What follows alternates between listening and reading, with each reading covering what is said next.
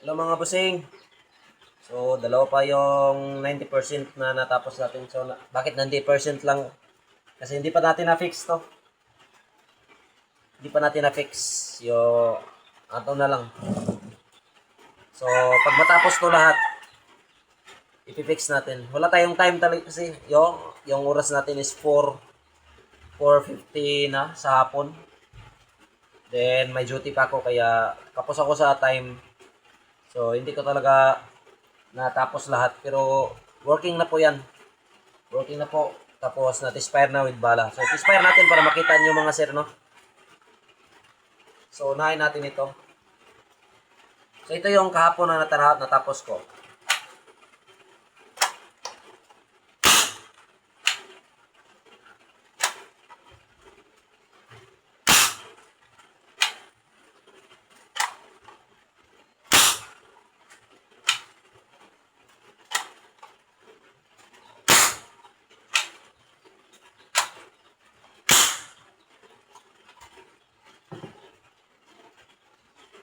Saka ito naman yung ngayon na, ngayong araw na tapos ko, no?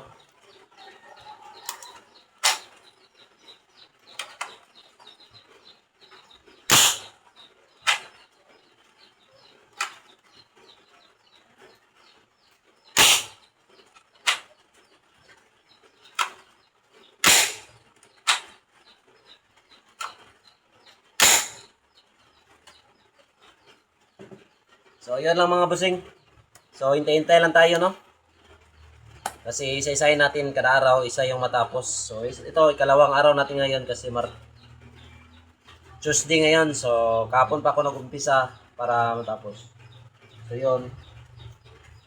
Ikalawang araw natin, ikalawang laruan. So, yun lang.